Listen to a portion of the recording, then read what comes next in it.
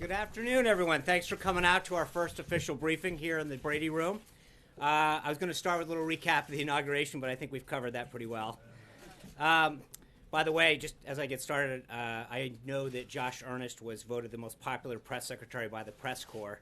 So after checking my Twitter feed, I shot Josh an email last night letting him know that he can rest easy, that his title is secure for at least the next few days.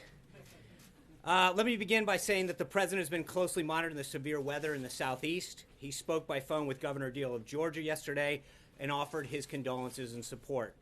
Today, President Trump is focused on fulfilling his pledge to pursue trade policies that put America first. The president began his day with a breakfast with key U.S. business leaders where the focus of the discussion was on job creation and growing our manufacturing base. Business leaders who attended included Michael Dell, the founder and CEO of Dell, Jeff Fettig, the CEO of Whirlpool, Mark Fields, the CEO of Ford, Alex Gorsky, the CEO of Johnson & Johnson, Marilyn Houston, the CEO of Lockheed Martin, Klaus Kleinfeld, the CEO of Arconic, Andrew Liveris, the CEO of Dow, Mario Longhi, the CEO of U.S. Steel, Elon Musk of SpaceX and Tesla, Kevin Plank of Under Armour, Mark Sutton of International Paper, Wendell Weeks, the CEO of Corning, Chief of Staff Reince Priebus, Chief Strategist Steve Bannon, the Vice President's Chief of Staff Josh Pitcock, and Senior Advisor Stephen Miller. The breakfast was an opportunity for the president to hear directly from America's top business leaders about the challenges they're facing and take some suggestions about what policies and action can be taken to help them create jobs and grow our manufacturing base. The meeting included a really great exchange of ideas, and the president has decided to reconvene the group in a month and then have them meet on a quarterly basis. As you know, the president's vision is to negotiate fair trade deals that create jobs, increase American wages, and reduce Americans' trade deficit. He's appointed a tough and smart number of trade experts who will fight on behalf of American workers. With that vision in mind, the president has already taken several steps today. First, he issued a presidential memorandum withdrawing the United States from the Trans-Pacific Partnership. TPP is a multilateral agreement that includes the United States and 11 other countries.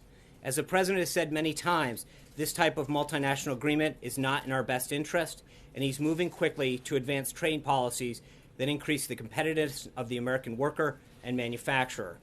This executive action ushers in a new era of U.S. trade policy in which the Trump administration will pursue bilateral trade opportunities with allies around the globe. This is a strong signal that the Trump administration wants free and fair trade throughout the world. Additionally, the president issued a memorandum reestablishing the Mexico City policy, stating that the United States will end the use of taxpayer dollars to fund abortions overseas, along with coercive abortion and sterilization practices. Finally, the president issued a memorandum outlining executive branch hiring. This memorandum counters the dramatic expansion of the federal workforce in recent years. In particular, it prevents filling vacant positions and creating new positions except when necessary to meet national or public security responsibilities. It does not apply to military personnel, and it ensures that the American taxpayers get effective and efficient government. Earlier in the day, the president spoke with Egyptian President El-Sisi. They discussed ways to deepen the bilateral relationship and support Egypt's fight against terrorists and bolster Egypt's homegrown and historic economic reform program. President Trump underscored the United States remains strongly committed to the bilateral relationship, which has helped both countries overcome challenges in the region for decades. The president committed to continuing military assistance to Egypt and working with Egypt to ensure that assistance most effectively supports the Egyptian military's fight against terrorism. The president also commended President El-Sisi for his courageous steps to address Egypt's economic challenges and offered to discuss ways the United States could support Egypt's economic reform program. Finally, the two leaders discussed a visit to the United States in the future. The president then had lunch with the vice president, where they recapped this morning's meetings and discussed next steps. They also had discussed plans to advance the president's legislative agenda to make America safer and more prosperous. Also today, the president signed designations for acting heads of executive departments and agencies to maintain continuity in those critical positions. At 3 o'clock, union leaders and frontline workers will meet with the president to discuss his pro-worker agenda. Attendees include Tom Flynn of the United Brotherhood of Carpenters, Sean McGarvey, President of the North American Building and Construction Trades Department, Terry O'Sullivan, General President of the Laborers International Union of North America, Mark McManus, the General President of the United Association, Donald Mullins, Steamfitters United Association Local 602, Frank Spencer, United Brotherhood Carpenters, Doug McCarran, General President, United Brotherhood of Carpenters, Mark Coles of the Iron Workers Local 5, Joseph Sellers Jr., the General President of the Sheet Metal Workers Union / Smart Union, Thelma M. Matta, the Heat and Frost Insulators and Allied Workers Local 24, Mark Yurkowski, United Association Local 5, Stephen Dodd, the Sheet Metal Workers Union / Smart Union, Gary Massino, the Sheet Metal Workers Union Smart Union. The President has been honored to receive tremendous support from union working men and women on Election Day, and he's dedicated to growing and deepening their support. And he made it a priority to meet with these union workers on our working day one here in the White House. The offshoring of American jobs and lack of economic growth in recent years has hit American workers particularly hard. And the President's top priority is to retain and attract American jobs, which have already seen happening through his actions on Carrier, Sprint, General Motors, and so many more.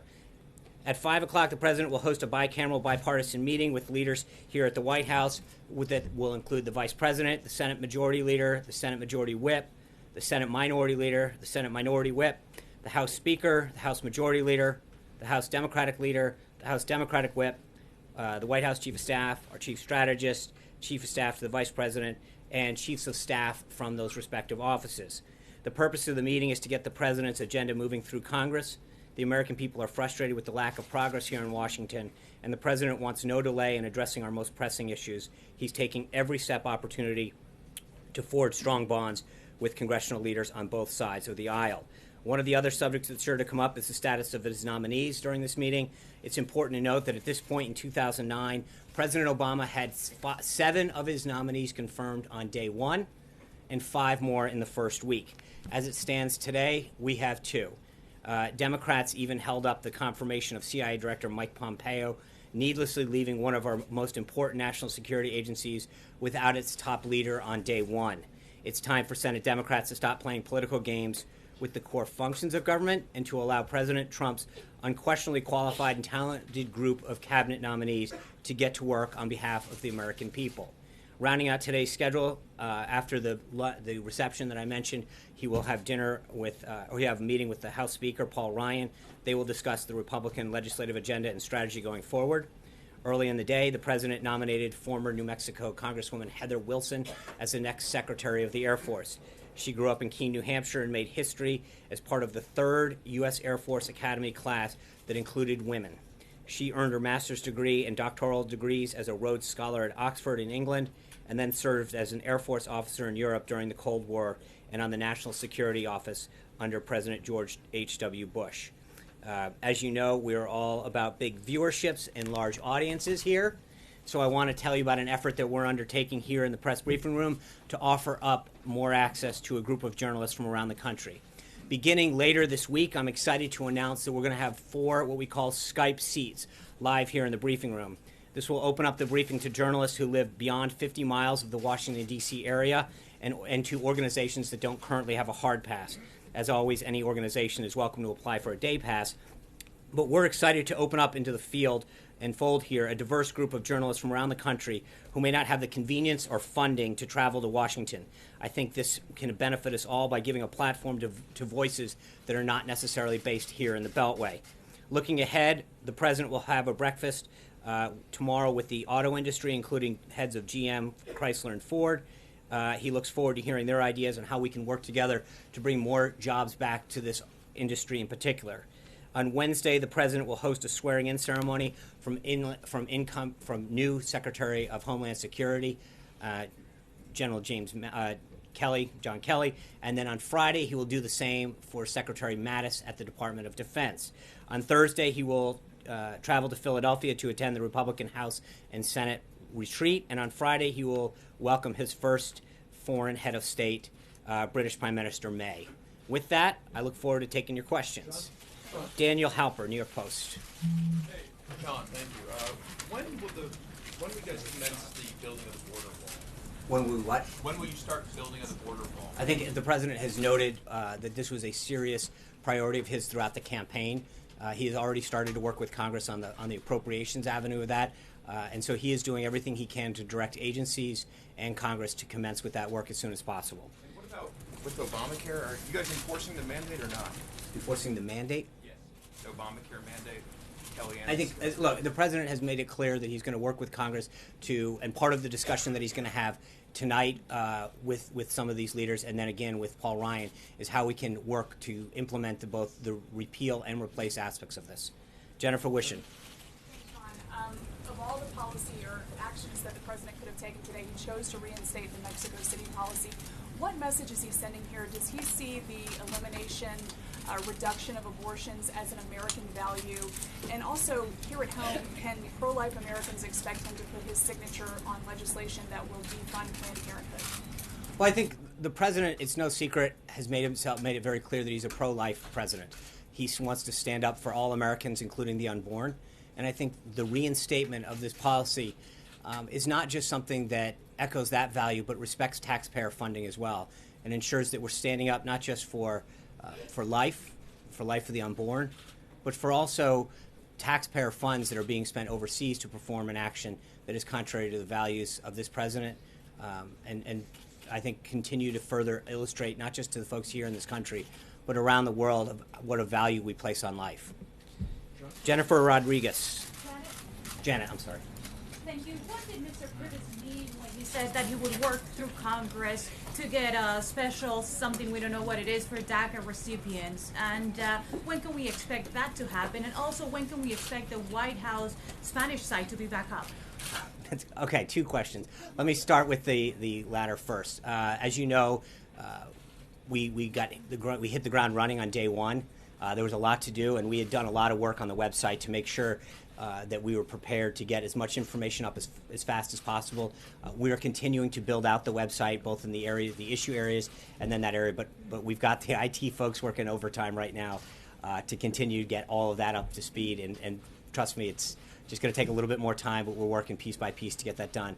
On the DACA piece, I think the president's been clear that he was going to prioritize the areas of dealing with the immigration system, both building the wall and making sure that we address people who are in this country illegally. First and foremost, the president's been very, very clear that we need to direct agencies to focus on those who are in this country illegally and have a record a criminal record or pose a threat to the American people. That's where the priority is going to be, and then we're going to continue to work through the entire number of folks that are here illegally. But right now, the clear focus is on that. Sean? Blake Berman, Fox Business. Thanks, Sean. I want to ask you two questions. Back right. Two questions, money related. The president campaigned on the corporate tax cut rate of 15%. And today, when he met with the business leaders, he had mentioned that the tax rate would drop to somewhere between 15 to 20%. Is he moving the goalpost there in any way? And my second question is on government spending. There have been reports that you might be looking at $10 trillion over the course of 10 years. Is that accurate? And would you be willing to wrap up entitlements to get there? Well, I think first, I'll take the other one first on entitlements or on spending. Look, I think you saw this with the hiring freeze. There's been, frankly, to some degree, a lack of respect for taxpayer dollars in this town for a long time. And I think what the president's showing through the hiring freeze, first and foremost today, is that we've got to respect the American taxpayer. They're sending us a ton of money. They're working real hard. Some people are working 2-3 jobs just to get by. And to see money get wasted in Washington on a job that is duplicative is insulting to the hard work that they do to pay their taxes. And I think that comes into your question in overall spending as well. We've got to look at how we're spending the American people's tax money. And so what the work that the landing teams have been doing is going into these agencies and departments and talking about ways that we can create greater efficiencies, eliminate duplicity, and maximize the tax dollar. So it's more a question instead of just cutting. It's about how do we spend and respect the American taxpayer dollar more than anyone, more going forward.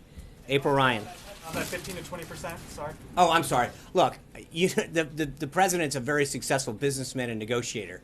He's going to sit down and work with Congress to get the best deal possible for American businesses so that they can hire more people and we can expand and we can grow the economy. So he's going to work with Congress on that rate. but he understands better than anybody how to negotiate a great deal. And right now he's going to negotiate the best deal on behalf of the American worker and on behalf of the American businesses that are hiring them. That was a lot of the focus that went on today, talking to these companies. And it was interesting. The meeting was only supposed to last an hour. It overflowed another hour in the Oval Office. And he kept asking them, what ideas do you have to grow this economy? What is preventing you from hiring people? What regulations are stopping you from conducting more business? What are the ways that we can give you more market access into, other countries around the globe? And I think that's what his focus is going to continue to be, is how do we create a tax and regulatory environment that grows the economy and benefits the American worker. So it's not just about creating more jobs, but it's also about lifting up those jobs through higher wages. April Ryan. Sean, I have a couple of questions, if you allow me to take them one at a will. time. Elijah Cummings, Maryland Congressman, Democratic Maryland Congressman, confirmed that President Donald Trump talked to him at the luncheon about the high price of prescription drugs. When is this meeting going to be set, or is it coming up soon?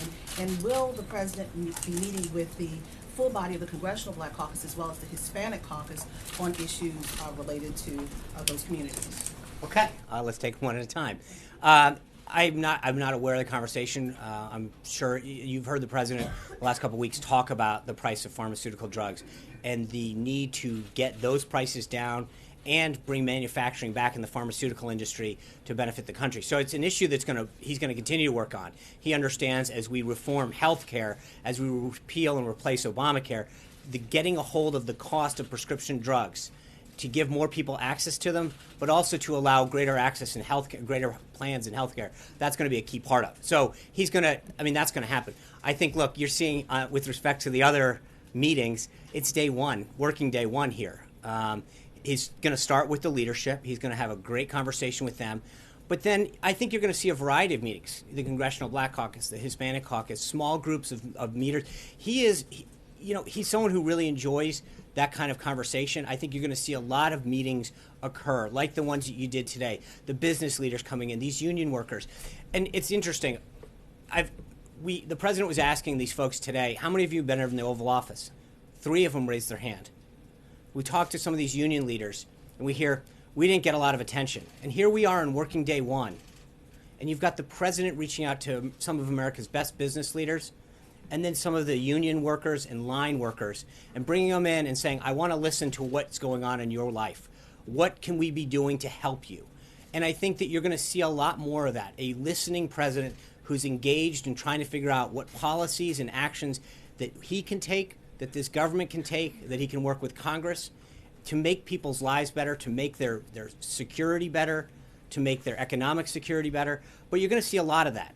That's who he is. That's what he did during the transition, and I think that's what he's going to do going forward. He appreciates the ideas and opinions that come through the Oval Office or in small groups, where he gets to share their perspective, or their ideas, or their opinions. I think that's what he's going to continue to do later this afternoon. Thank you. Julie Pace. I want to go. I'm not I'm finished. sorry, April? I'm sorry. I want to go back to what the gentleman said about the mandate. The New York Post gentleman. He said something about the Obamacare now and the mandate. With the numbers that you talked about, and it's been in the news from the inauguration day and the numbers Saturday, do you believe that you have the mandate to be able to force through what you had talked about, replacing portions of Obamacare that really subsidize the whole piece of it to help low-income people get health care? Well, I think what we have is a mandate to make health care more accessible and lower cost. That's what the American people were promised under Obamacare. And I think it's not a question about a mandate, and it's also not about forcing anything. It's about what's doing the right thing. It's about providing people what they've been promised, which is you go around this country and you look market after market, they're down to one plan. That's not what the American people were promised. Not only that, but in many cases you're seeing the rates go up 10, 15, 20, 30, 50%. That's not what they were promised either. And so I think what the president's doing, and it's not just, I think he's gotten bipartisan support for this, to work with Congress and to take executive action where necessary, to implement a health care system that provides more people health care, truly allows them to keep the doctor and plan that they're signing up for, lowers cost, creates more competition. So do I think he has a mandate? Sure. But it's not on this issue. I think that all leaders have a mandate from the American people to fix this system and make it better Julie Pace. Thanks, Sean. I've got two foreign policy topics I want to get to. There's some discrepancy between what the Russians are saying and what the Pentagon is saying in terms of some potential joint Right. action. Can you clarify that? And generally, is the president open to joint action in Syria with the Russians? On that instance, I know it's still developing, and I would refer you back to the Department of Defense. I know that they're currently monitoring this, and I would refer you back to them on that. And I think Is he generally open I to think that the president has been very clear that he's going to work with any country that shares our interest in defeating ISIS, not just on the national security front, but on the economic front. If we can work with someone to create greater market access and spur economic growth and allow U.S. small businesses and companies to... But just on this idea of doing joint military actions with Russia and Syria. Is he I open think to if that? there's a way that we can combat ISIS with any country, whether it's Russia or anyone else, and we have a shared national interest in that, sure, we'll take it. And then the second thing is when he was at the CIA on Yeah. Saturday, he was talking about the U.S. not taking oil during the Iraq War and said that there could be another chance for that. What did he mean when he said that? Well, I think what the president's been very clear about in foreign policy is too often the United States is going in with a lot of money, a lot of manpower, and in many cases losing both loss of life, and we want to make sure that our interests are protected. And so if we're going in to a country for a cause, I think he wants to make sure that America's getting something out of it for the commitment and the sacrifice that we're making. Was he foreshadowing upcoming action? I don't think by no. saying I there's think another he's been chance? very clear from throughout the campaign that he is committed to making sure that America, the American people, and the American taxpayer see some benefit and ensure that our interests overseas are not just sending blank checks. That we're doing something that either protects America or is in our economic interest.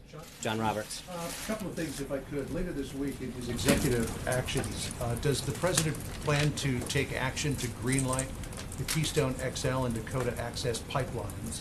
And on TPP, John McCain says it was a serious mistake to do what the president did for America's economy and for our strategic position in the Asia Pacific. Why was TPP the right thing to do? If you could Why do- was it the right why, thing? why was it the right thing to do to repeal TPP? Oh, If you I could think I take- said it. I mean, because I think the multilateral, when you enter into these multinational agreements, you're allowing any country, no matter the size, any one of those 12, including us, to basically have the same stature as the United States in the agreement. So we're basically on par with some very small companies who are getting access to an amazing market, the United States, and in return, we're negotiating at the lowest common denominator. And I think that when you look at big multinational agreements, multilateral agreements, they're not always in the best interest of the United States. The beautiful thing about a bilateral agreement is that if any one of the two parties in the agreement decides that at any time they want to get out of the agreement or they're not being treated fairly, they can renegotiate it much easier. In a multinational agreement, that's not the case. In many cases, all of the other countries have to agree to an action or to let somebody out. That's not putting the U.S. interest first. And And on the question about Keystone and Dakota Access. I'm not going to get in front of the president's executive actions, but I will tell you that areas like Dakota and the Keystone Pipeline, areas that we can increase jobs, increase economic growth, and tap into America's energy supply more, that's something that he has been very clear about. I think he talked about it not only on the campaign, but around the Thanksgiving period. He was talking about that being a big priority. That's one of those ones where I think that the energy sector and our natural resources are an area where I think the president is very, very keen on making sure that we maximize our use of natural resources to America's benefit. It's good for economic growth, it's good for jobs, and it's good for American energy. Jonathan Carl. Sean, thank you for being here first briefing. Great to see you. Thank you. Before I get to a policy question, just a question about the nature of your job. Yeah. Is it your intention to always tell the truth from that podium, and will you pledge never to knowingly say something that is not factual? It is. It's an honor to do this, and yes, I believe that we have to be honest with the American people. I think sometimes we can disagree with the facts. There are certain things that we may not fully understand when we come out, but our intention is never to lie to you, Jonathan. Our job is to make sure that sometimes, and you're in the same boat. I mean, there are times when you guys tweet something out or write a story and you publish a correction. That doesn't mean that you were intentionally trying to deceive readers and the American people, does it? And I think we should be afforded the same opportunity. There are times when we believe something to be true or we get something from an agency or we act in haste because the information available wasn't complete, but our desire to communicate with the American people and make sure that you have the most complete story at the time. And so we do it. But again, I think that when you look net, we're going to do our best every time we can. I'm going to come out here and tell you the facts as I know them, and if we make a mistake, I'll do our best to correct it. But I think that it's as I mentioned the other day, it is a two-way street. There are many mistakes that the media makes all the time. They misreport something, they don't report something, they get a fact wrong. I don't think that's always to turn around and say, okay, you were intentionally lying. I think we all go try to do our best job and do it with a degree of integrity that are in our respective industries. Do you have any corrections that you would like to make or clarifications of what you Sure. said I on mean, Saturday? well, ask away, Jonathan. Well, just for instance, I don't want to get into relitigate the whole issue, but just take one, the issue of Metro ridership. You made a statement about We did, Metro and at the rider- time, the information that was provided by the inaugural committee came from an outside agency that we reported on. And I think, knowing what we know now, we can tell that WMATA's numbers are different. But we were trying to provide numbers that we had been provided. That wasn't like we made them up out of thin air. And do you stand by your statement that was the most watched inaugural address? Sure, it was the most watched inaugural. When you look at just the one network alone got 16.9 million people online. Another couple of the networks, there were tens of million people that watched that online. Never mind the audience that was here. 31 million people watched it on television. Combine that with the tens of millions of people that watched it online on a device. It's unquestionable. I don't see any numbers that dispute that. When you add up attendance, viewership, total audience in terms of tablets, phones, on television, I'd love to see any information that proves that otherwise. And then Do you dispute that? Well, I don't want to get into numbers. I do. Okay. I mean, okay. I'm just saying, if you're asking me a question about my integrity, I have a right to say, if you add up the network streaming numbers, Facebook, YouTube, all of the various live streamings that we have information on so far, I don't think there's any question. It was that it was the largest watched inauguration ever. More than Ronald Reagan's in 1981. I'm pretty sure that Reagan didn't have YouTube, Facebook, or the internet. Yeah, I think 41 million people watched his. 41 million watched his. Okay, so let's just take the Nielsen ratings, which are 31 million, and add it to CNN, 16.9 million. That's a little higher. So I'm just saying, you're asking me for numbers. There's just two entities together. And the approach that you took on Saturday, any second thoughts on Look, that? I think coming in? Jonathan, look, I want this to, questions, huh? you know. I came out to read a statement, and I did it. We're here today. I'm going to stay here as long as you want. So I want to make sure that I think you guys might want to leave before I do. But look, I want to make sure that we have a healthy relationship. We saw the other day that, and I'm not trying to rehash history, but you're asking the question, so I'm going to answer it. You know, we had a tweet go out about Martin Luther King. Think about how racially charged that is. And someone rushes out and says to the entire press corps that the President of the United States has removed the bust from his office.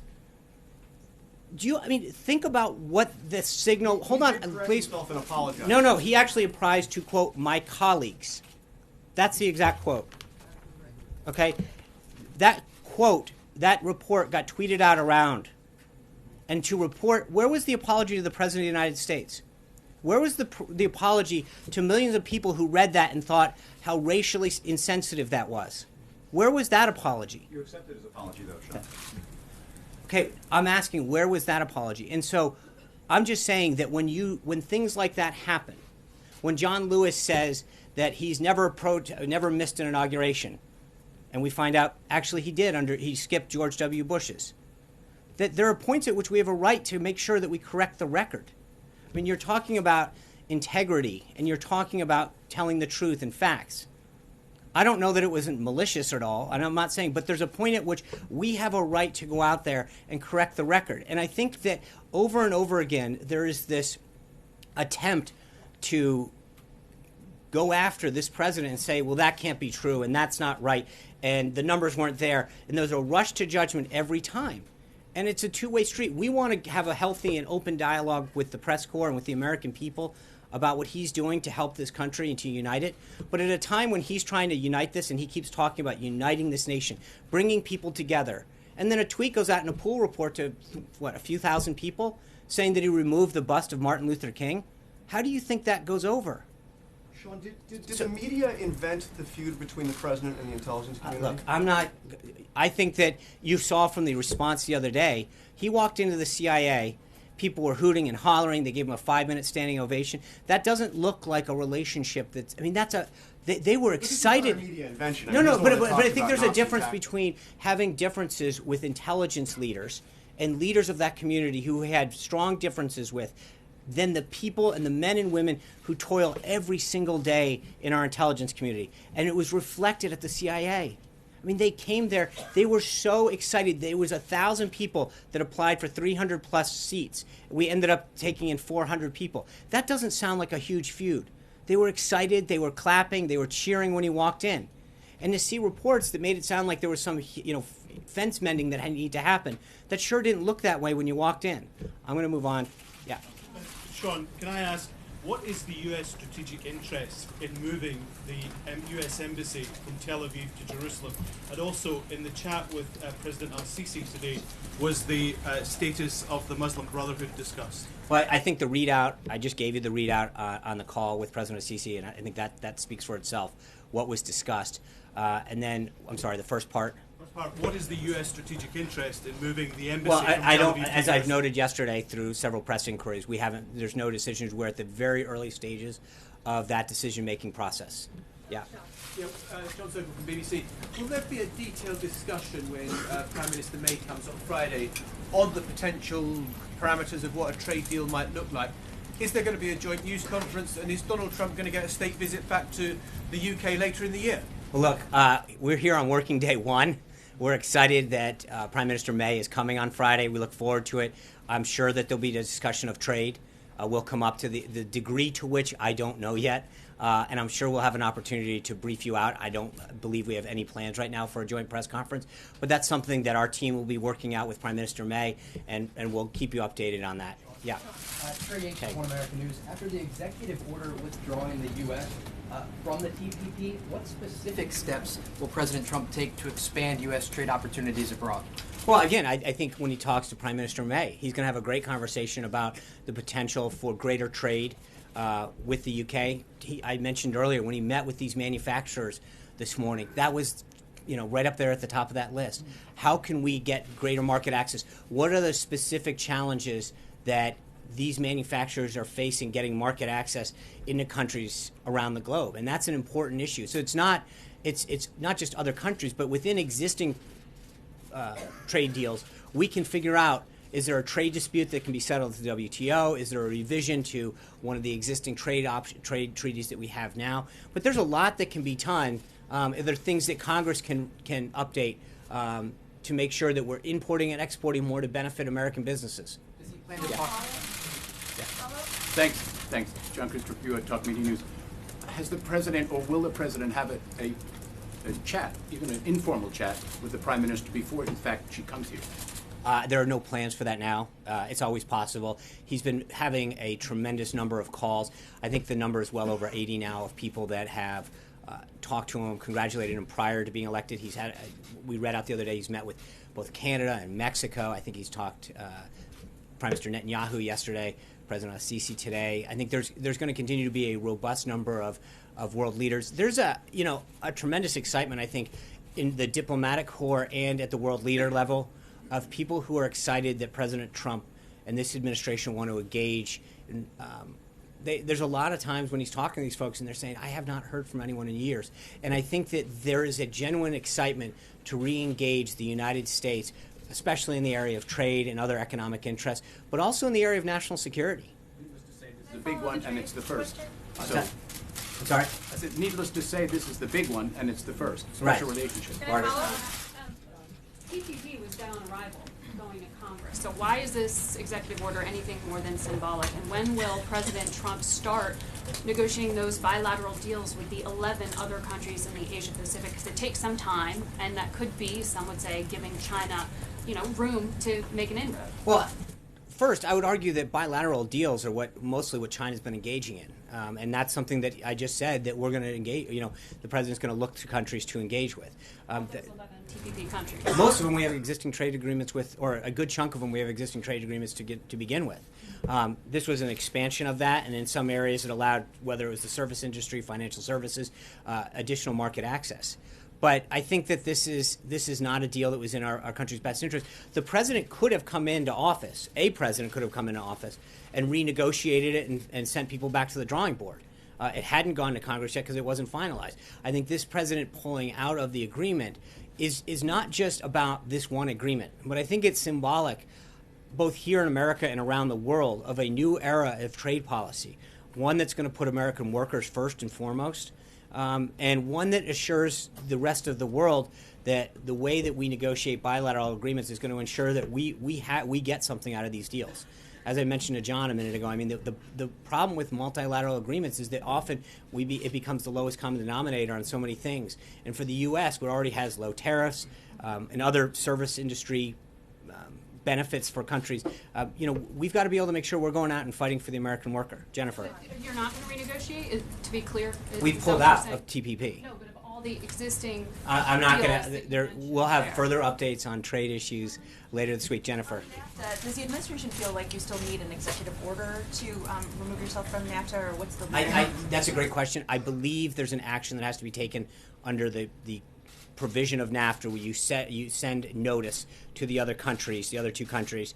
The exact nature of how that's described, I don't know, but there is a trigger within NAFTA.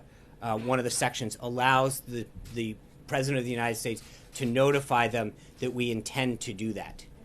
Allowed or Hold on, Jennifer. will there still be a North American trade bloc or something different, or what's? Well, again, I think part of it is that he's already spoken to both the President of Mexico and Prime Minister of Canada about his desire to renegotiate. And I think as he meets with both of these individuals over the next 30 days or so, that's going to be a topic. Now, if they come in and express a willingness to do that, you could negotiate it within the current parameters and update it through the existing structure. If they don't, and he decides to pull out, then we would have to go back to the drawing table in the future. Mara. John, will that notice or trigger be signed I'm going to make sure Mara gets a question this time. Every time. Just to follow up on the China question, China actually has a regional agreement called the Regional Comprehensive Economic Partnership, and now Japan and Australia, two of our great allies, are talking about joining that. Does President Trump see a national security component to these trade deals, and is he concerned that now China will write the rules for Asia-Pacific trade? Well, I think he has been very, very clear about China's place in the geopolitical landscape, both economically and and national security wise. So he understands the need. That's part of the reason that trade is important, bilateral trade. It provides a check on a lot of this. But again, he's always going to be fighting for the interest of the country and the American worker. So how we engage and with whom is going to be decided on whether or not we can get a deal that benefits our country economically and in terms of national security. That there are things that we can do economically that actually end up also benefiting us from a national security standpoint because of the economic relationship that exists between the two countries. Yes, sir. Okay. Mara gets a follow-up. No, you earned it. Thank you.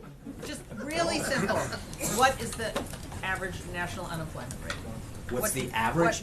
What's the overall unemployment rate? Are you talking about today? whether or not we include the full? I'm just asking. I mean, the Bureau of Labor Statistics puts it out. You accept No. the It's not a Bureau question of what I accept. I mean, there are ways that you can put out full employment. I know the difference. Right, but I'm saying that so there's a reason that we put out several versions of that. One is that the illustrative nature of how you count the unemployed, whether or not they're long-term unemployed or whether or not they're still seeking a job.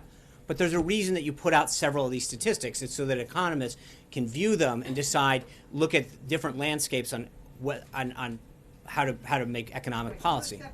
During the campaign, he at one point, Trump at one point said it was 42%. I just want to Well, again, clear I on think, where we're starting. but again, part of it is his economic team is going to look at a multitude of statistics and drive economic policies. His goal is obviously to get as many Americans working together. That's his ultimate goal.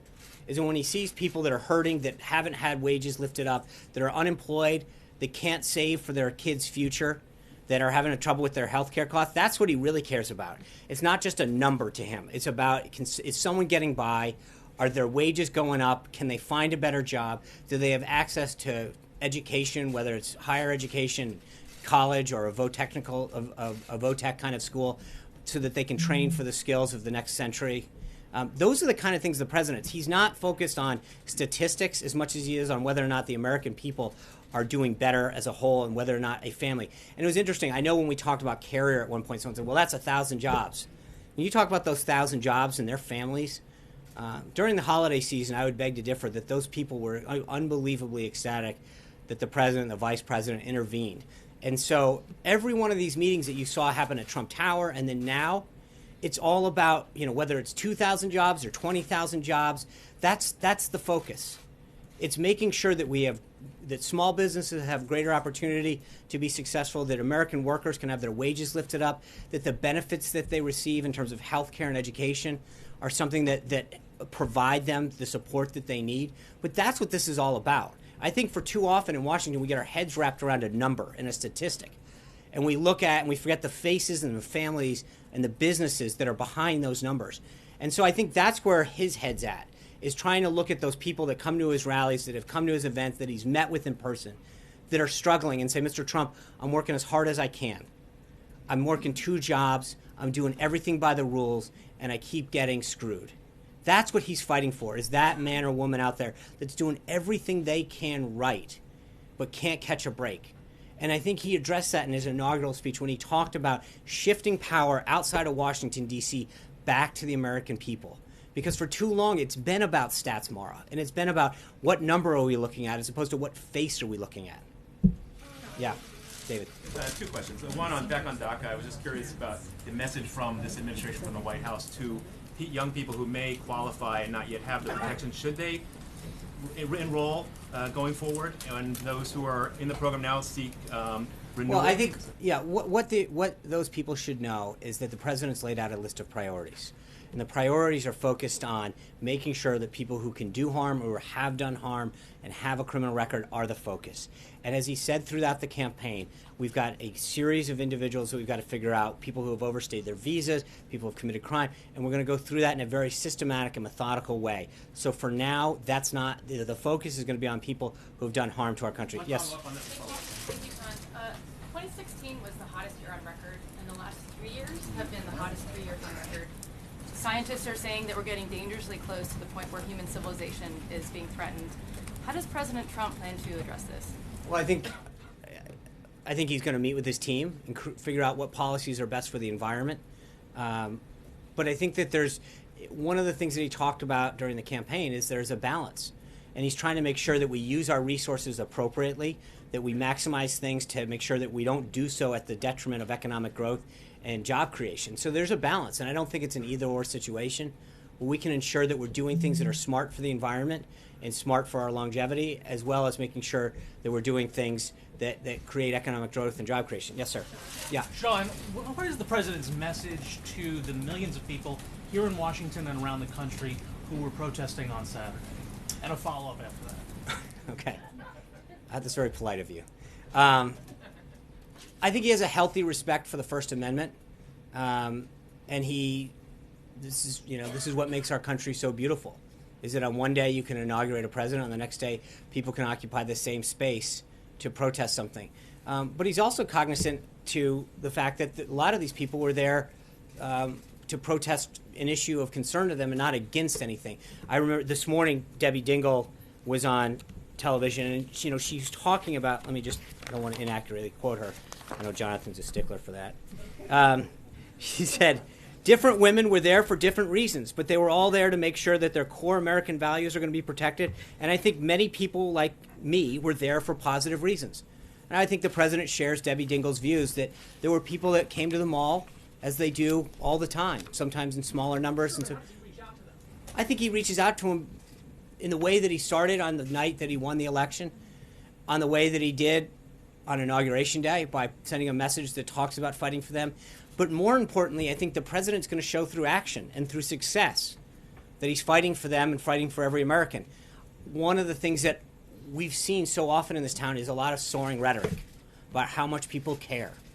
And I think the president is going to show through deed and action and success that he wants to fight for people's health care. He wants to have a better education system. He wants a stronger America. He wants to go in and fix our inner cities. He wants to make sure that our infrastructure, our roads and our bridges. So I think more than anything, showing people through action and deed and success is where he's going to prove to the American people how much he cares to unite us and how much he cares to make this America better and safer.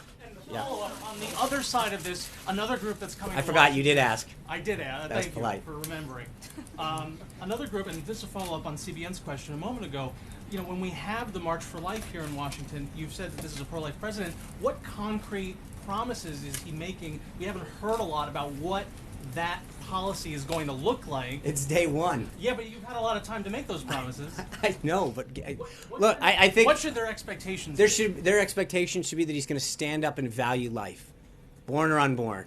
Same as he said throughout the last year and a half, that he's going to stand up and protect life, promote it, and instill policies that promote life, that promote adoption, that help support young women, that help support funding of agencies and clinics that support women's health.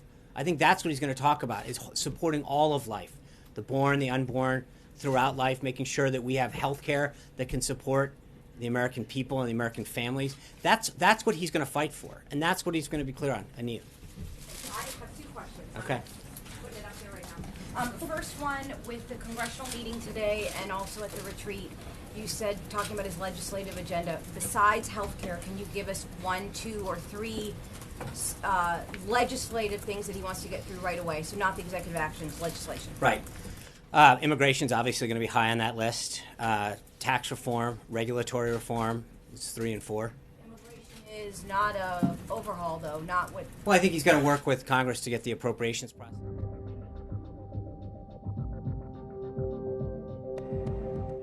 Policies to make sure that what we have now doesn't happen again.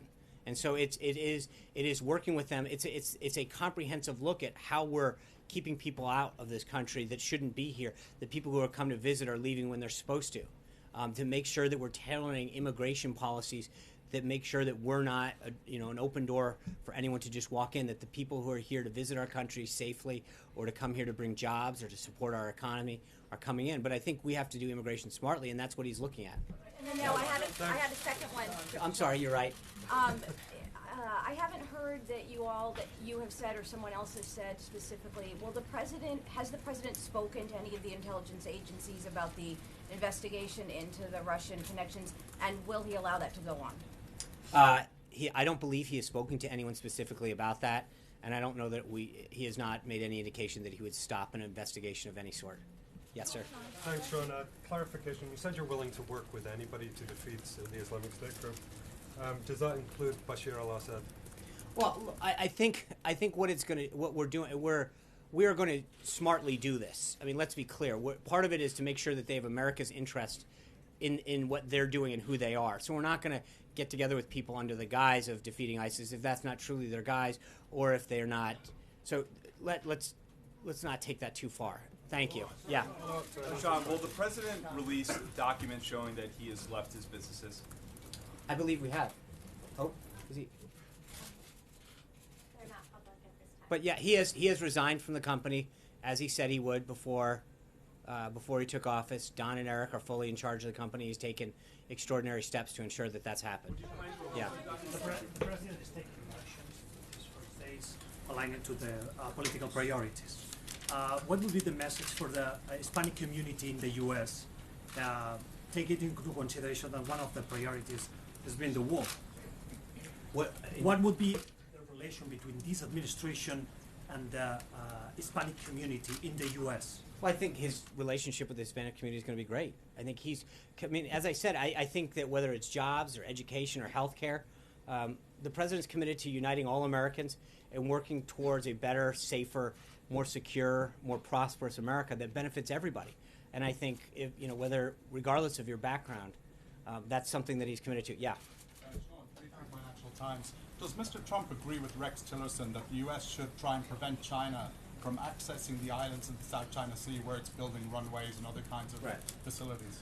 I think areas in the South China Sea that are part of international waters and international activities, I think the U.S. is going to make sure that we protect our interests there. So it's a question of if those islands are in fact in international waters and not part of China proper, then yeah, we're going to make sure that we defend international territories from being taken over by one country. Does that answer? Would you prevent China from actually reaching? I'm not going to those look. I'm islands? not. I think I answered the question.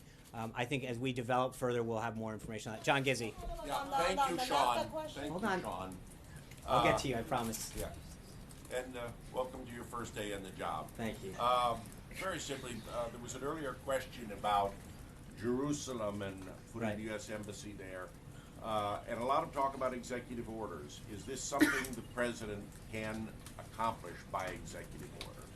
It is, but I think, as I noted, John, it's very early in this process. We're at the beginning stages of this decision-making process, and his team's going to continue to consult with stakeholders as we get there. Yes, ma'am. Tanya with L'Opinion, and thank you, Sean, Of course. and welcome here. Thank you. So I have a follow-up on the housekeeping question about NAFTA. Are we not to expect then an executive order today to renegotiate NAFTA, or will he wait till he meets with President Peña Nieto next week?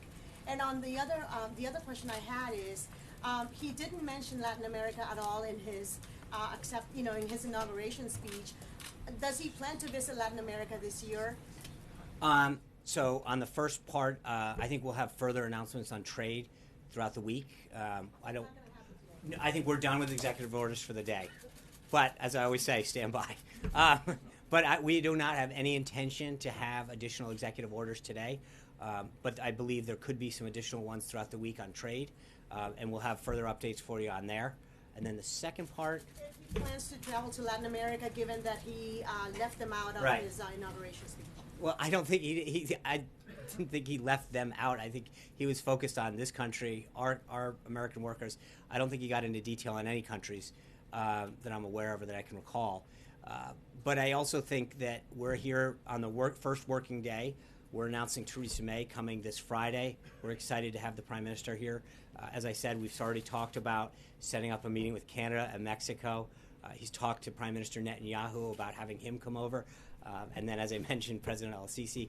So we'll get there. We've got a lot of calls to return. There's a lot of excitement throughout the world, and a lot of people who are really excited both to come here and to have the president visit them. Yes, sir. Sir, last week, another BT writes, the Log Cabin Republicans, the gay Republican group, delivered a white paper to the Trump team urging the president to maintain an executive order from President Obama barring anti-LGBT workplace discrimination among federal contractors. The president has said he's going to rescind the executive orders from President Obama that are unconstitutional, but will he maintain this executive order barring anti-LGBT Yeah, discrimination? I don't know on that one. I'll have to get back to you on that one. I don't know that we've gotten that far in the list of executive orders, but I'd be glad to get back to you. President, will we send them? What's that? It's not. I just don't know the answer. I'll try to get back to you on that one. Yes, sir.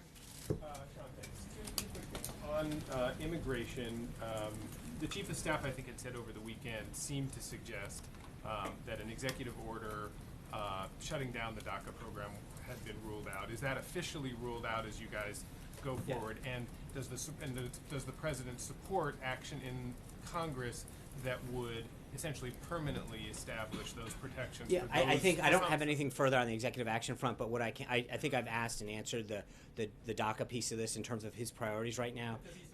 legislation? I think that we'll have to. We don't have anything in front of us right now to sign on that. So give us a little bit of time. We'll see what Congress moves forward with, and then I'm sure we'll have a further readout on both the executive order piece and on the legislation. Yes, sir. What's the status of the refugee resettlement program? I don't know. I'll have to get back to you on that one right now. Or I think the best thing to do would probably contact the Department of State. Yes, sir, in the back. Regarding access for American companies to international markets, will the president try to improve the access to the largest market in the world, the European one, by taking up TTIP negotiations or by any other means? Well, look, I think he's going to increase market access wherever he can.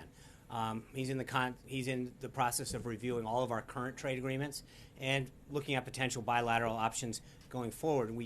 Whether it's in the EU or in the Asia Pacific arena or in the Middle East, he's going to figure out where we can expand U.S. market access, and that's, I think, what today's decision really starts to show, is that it's not about multilateral agreements under a Trump administration. It's about bilateral agreements where we can figure out country to country, how can we fight for the American worker, gain them access to another market that's going to benefit our large and small businesses who want to sell additional goods and services. Yes?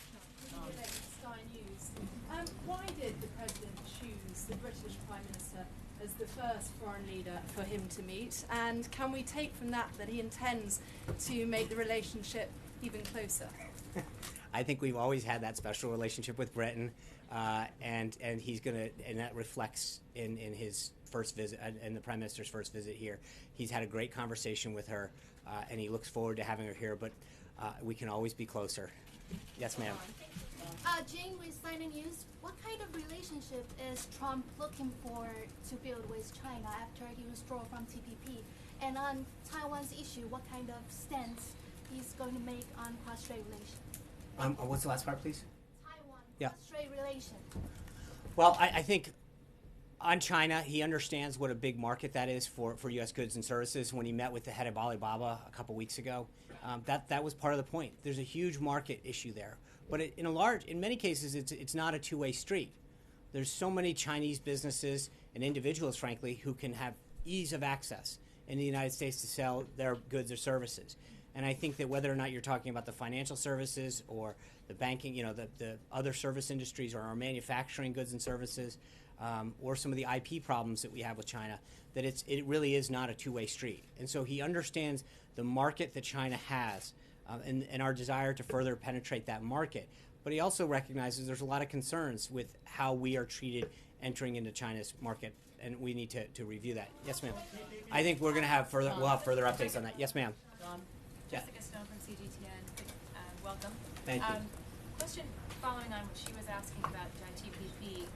Part of the thinking of TPP was to encircle China economically, and I wonder if the president has thought a little bit about what kind of bilateral relationships in the region, the trade relationships, would accomplish a similar goal. And secondly, I heard you talking about NAFTA and a trigger, but I didn't hear you say you had triggered the trigger. We have not triggered the trigger. Hasn't happened. But again, I think we have an existing relationships with many of the countries that were part of the 12-nation makeup of TPP. And I think we're going to continue to explore how we can, in some cases, strengthen those relationships or look for bilateral agreements with nations that we didn't have one through TPP. Yes, sir. Yeah. Sean, congratulations. Thank Bob you. Weiner, op-ed writer and Main Street Radio Network. Social Security and infrastructure. On Social Security, the President will be meeting tonight with congressional leaders. What's he going to do, given his campaign promise on not touching Social Security, when Paul Ryan and Mitch McConnell send him a bill that includes in a funding package various cuts in Social Security? And on infrastructure, has it fallen off the radar screen, or is it going to stay a priority for the President? So on Social Security, he's going to talk to them. I think he's been very clear what his priority is in terms of preserving and protecting this really important benefit to our seniors. He understands. I mean, Mr. Trump's employed so many people over the years. He understands the struggle that people have later in life to continue to make ends meet. And I think that he is keenly aware of how important this program is to so many people in their later years. And so he's going to continue to fight to make sure that that's a program that is preserved and protected. And then on the infrastructure, of course, yes, that definitely, I mean, he's continued to bring that up. He talked with the business executives today about how so many of our airports that are so important to our commerce system, getting planes to land in and out, roads and their ability to truck things across the country, even our freight system, that if our infrastructure is not strong, it inhibits our ability to have free commerce. It drives up the cost of goods and services when someone's got to take a different route or is limited in the opportunities that they have because a runway might be closed or it can't be expanded or a rail line breaks down or a highway's just not the wear and tear he puts on trucks or shut down. So infrastructure continues to be a huge priority for him. Yes, sir. Yeah, two questions. The National Security Council, the staffing of the National Security Yeah. Council, when do you expect to have those positions filled? We've got many of them filled. How many of them are? I'd have to get back to you on the number, but it's actually fairly robust right now. There were a lot of holdovers, but General Flynn has been working diligently with KT McFarland, his deputy, and others to make sure that that's filled out and ready to go.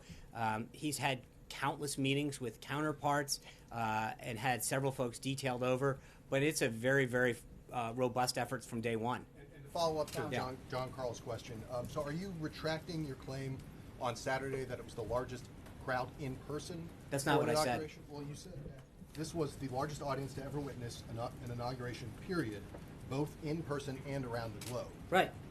To Both witness in person, it was and the around the largest- globe. Yes, in total audience it was. Total audience, but not simply in person. But right. But again, I didn't say in person, both in person and around the globe to witness it. You're saying those together. No, that's actually what I said. It's not what I don't know how you can interpret it differently. That's literally what I said. To witness it in person and around the globe. Total audience, yes. But not in person. Hold on, let me just. But you're saying here, just to clarify, you're not saying, and you weren't saying on Saturday, that it was the largest inaugural crowd in person. I am not. I am saying that it was the total largest audience witnessed in person and around the globe. Yes, sir. Just to go back to one other thing you said. Yes. Sources are telling CBS News, those with knowledge of who was in the room in the lobby of the CIA, that senior leadership were not among those hooting and hollering, and that there were some 40 people who were in the first front rows who were brought in by Trump and Pence and Pompeo. I'd like to give you a chance to respond to that reporting. I don't think that's accurate at all. In fact, I think if you listen to the audio of it, you can hear the excitement that exists there. There were some people that had to be off camera for obvious reasons, but I think when you looked at the number of people that were there, the audio alone speaks volumes to what had happened. I don't think that there's any question about that. So the people in the front who were seen on camera, those were CIA employees? I honestly, I don't have a seating chart. I think we had a very small footprint going over there. I don't know exactly who went over, but I don't know, maybe 10 people at most. Sarah, what's that? 10? We're in the travel going over. So 10 of 400. But plus. the people who were in the front rows, those were CIA employees? Some. So some were not? I'm sure we seated. I can't say I'm not really sure why this matters. I mean, 10 people didn't yell that loud. You just said that they were hooting and hollering. Yeah, they were. There's not this rift between the intelligence community and the president? Because senior authorities within the intelligence community are telling CBS News that they're uncomfortable with that portrayal. And the notion that people within the CIA were plotting. All I can do is tell you to listen to the tape alone. I think you can hear a lot of that. Yes. Sean, a couple questions, if I could. I know you've been here for a while. Has the president formally requested or received Pentagon advice on how he could change the campaign against the Islamic State? I think he has ordered it. He's going to, as I mentioned, he'll be at the Department of Defense on Friday to swear in General Mattis as the next secretary. Well, to go through the ceremony of that. He is obviously the Secretary of Defense, and so at that time he will continue to have conversations about what he wants from them and the Joint Chiefs. Jim. Just to follow up. Yes. I don't mean to beat a dead horse on the issue of the U.S. Embassy in Israel. Right. Can you, at the end of the president's first 4 years, assuming at the end of the next 4 years, will the United States Embassy be in Jerusalem? Well, I think I've answered it twice now. We are at the early stages in this decision-making process. It's not whether, it's when and how. There's a reason you go through a decision-making process, and that's what we're in the process of starting right now. So I just don't want to get ahead of it. If it was already a decision, then we wouldn't be going through a process. Okay, I just answered the question. Thanks, Julie. Jim? First of all, congratulations, and thanks for taking the question. Getting back to Saturday at the CIA and your statement here at the podium, why make this crowd-size issue something to talk about at all? I mean, why get into it? Did it bother the president that much that he felt that you needed to come out here and straighten that out for us? And why did he choose the CIA as the venue to talk about that? So two things. One, I just got handed a note. All of the people were not, no one in the front row was Trump. They were all CIA. Front row. That's what you asked. First 3 rows. Okay. I'll find out who the other 2 were.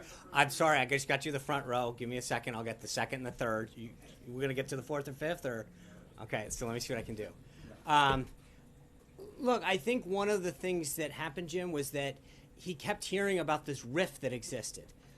He talked about it a couple weeks ago after his briefing, how proud he is and how much he respects the intelligence community.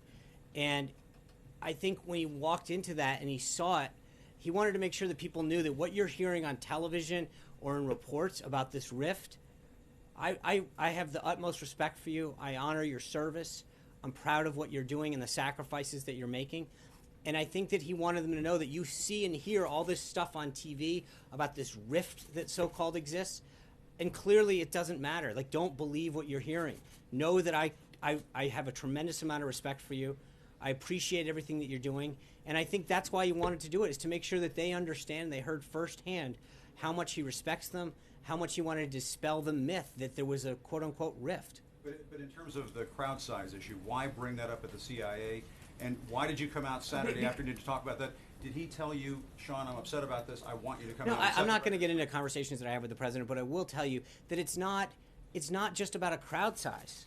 It's about this constant, he's not going to run. Then if he runs, he's going to drop out. Then if he runs, he can't win. There's no way he can win Pennsylvania. There's no way he can win Michigan. Then if he won, it's, oh, he didn't. There is this constant theme to undercut the enormous support that he has. And I think it's just unbelievably frustrating when you're continually told it's not big enough, it's not good enough, you can't win. And hold on, let me just, because I think it's important. He's gone out there and defied the odds over and over and over again. And he keeps getting told what he can't do by this narrative that's out there, and he exceeds it every single time. And I think there's an overall frustration when you turn on the television over and over again and get told that there's this narrative that you didn't win, you weren't going to run, you can't pick up this state. That's not, that's a fool's errand to go to Pennsylvania. Why is he in Michigan? How silly. They'll never vote for him. A Republican hasn't won that state since '88. And then he goes and he does it. And then what's the next narrative? Well, it must have been because of this. He didn't win that. And then, oh, people aren't attending your thing. Or John Lewis is the first person to skip his inauguration. Not true. And over again, the MLK bust. I think over and over again, there's this constant attempt to undermine his credibility and the movement that he represents. And it's frustrating for not just him, but I think so many of us that are trying to work to get this message out. And so I mentioned this to Jonathan, but part of this is a two-way street. Like, we want to have a healthy dialogue, not just with you, but with the American people, because he's fighting for jobs, he's fighting to make this country safer.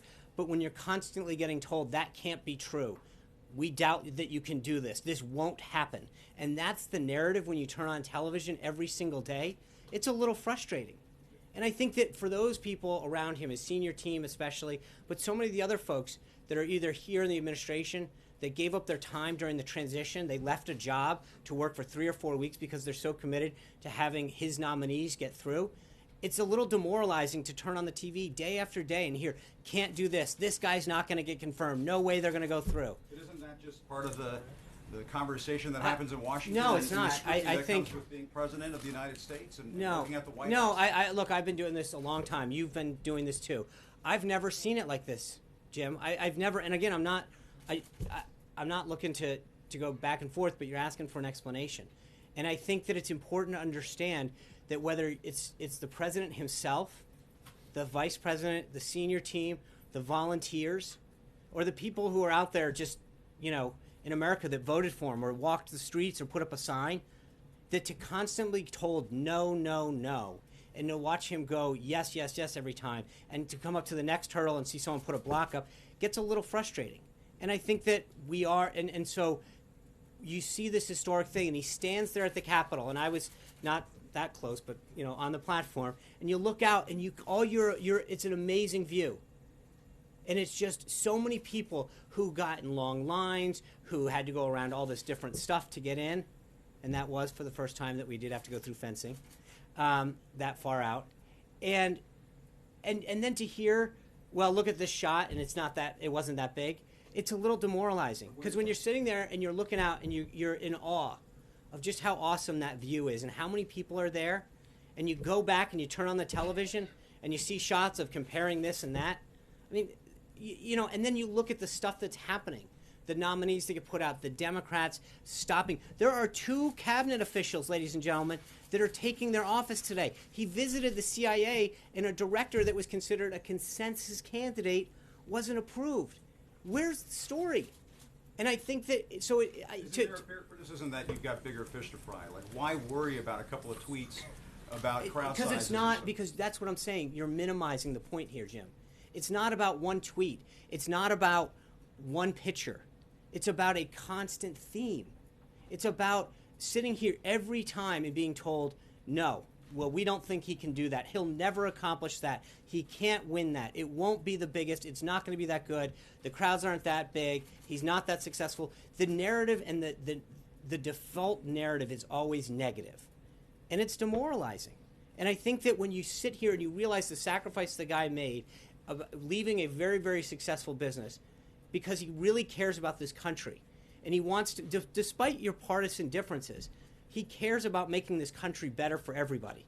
He wants to make it safer for everybody. And so when you wake up every day and that's what you're seeing over and over again, and you're not seeing stories about the cabinet folks that he's putting or the success that he's having trying to keep American jobs here, yeah, it is a little disappointing. So it's, you know. It's always going to be positive. It's not. And sometimes we'll make mistakes. I promise you that.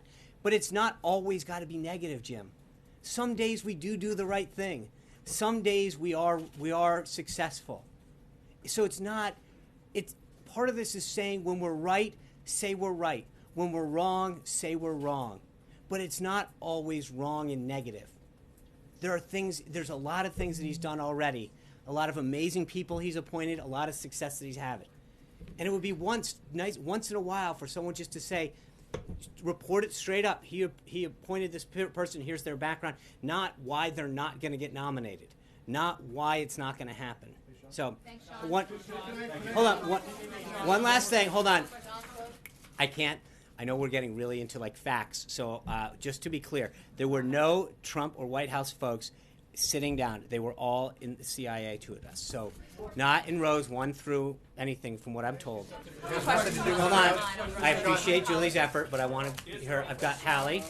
John, you got one. So Sean, give me a second. A couple of questions for you, if you don't mind. First one on Russia. The administration was asked about multiple interactions between National Security Advisor Mike Flynn and a Russian ambassador.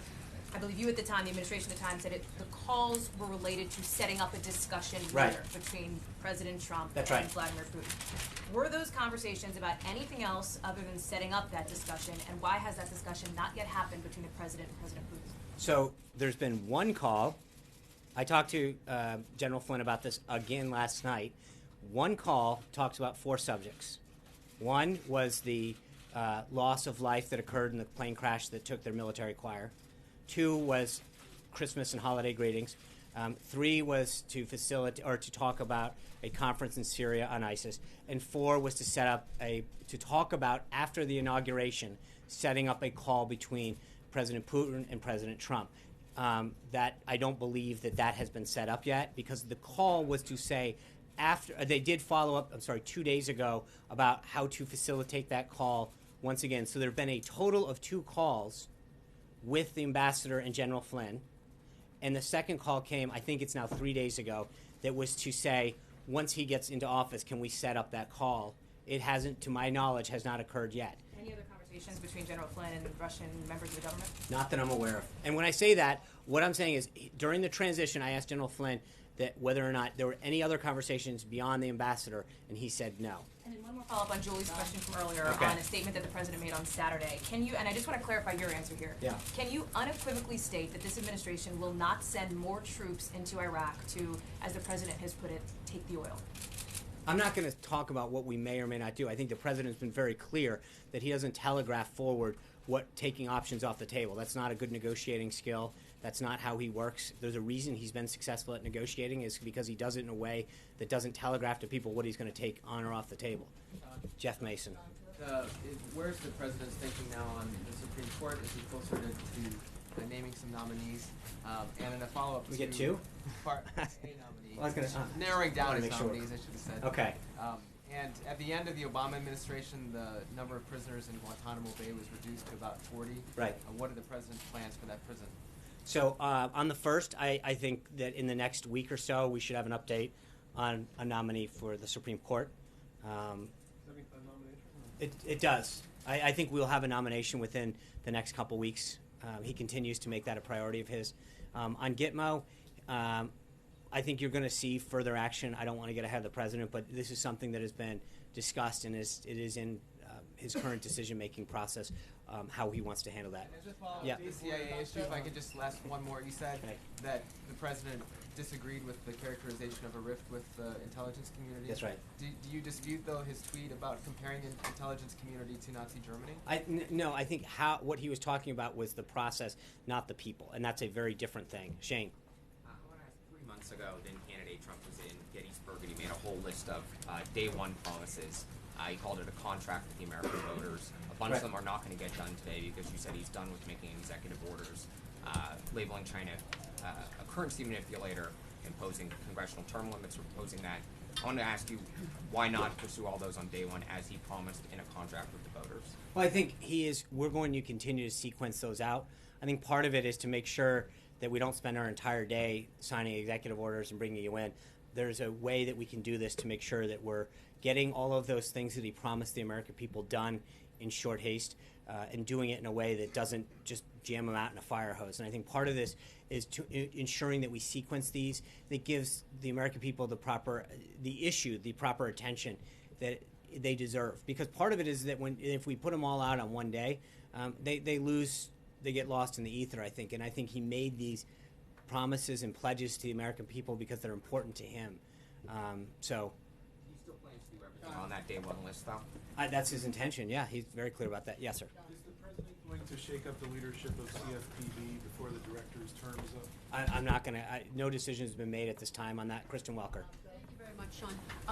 One on Obamacare. Has he finished his plan on Obamacare? When will the American people see that? And then on NAFTA, can you just clarify? I know he's going to meet with the leaders of Mexico and Canada.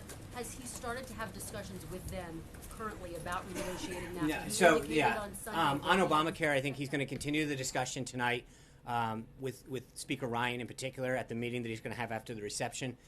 When it comes to the other part was NAFTA.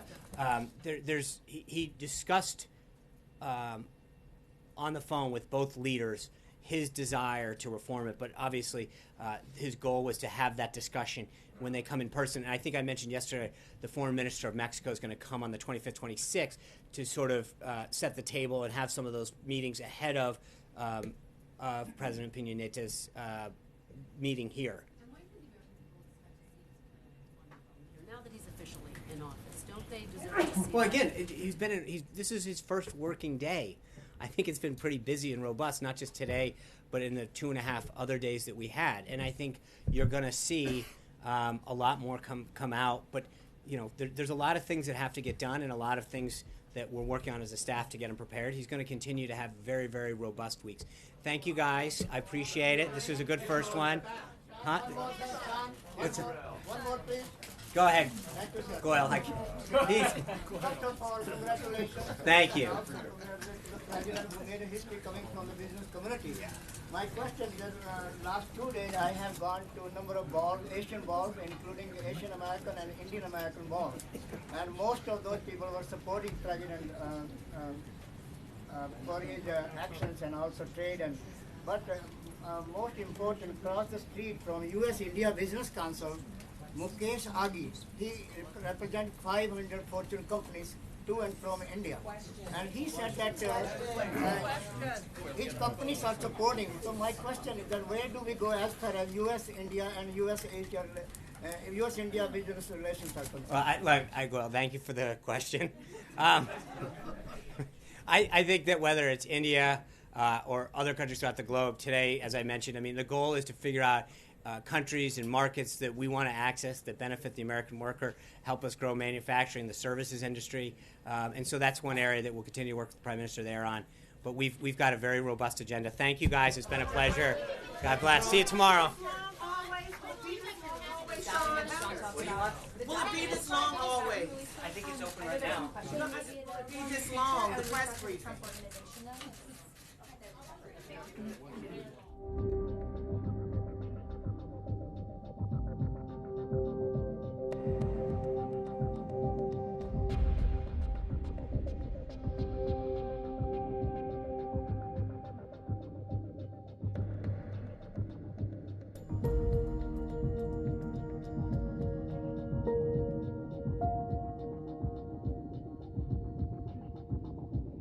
Thank you.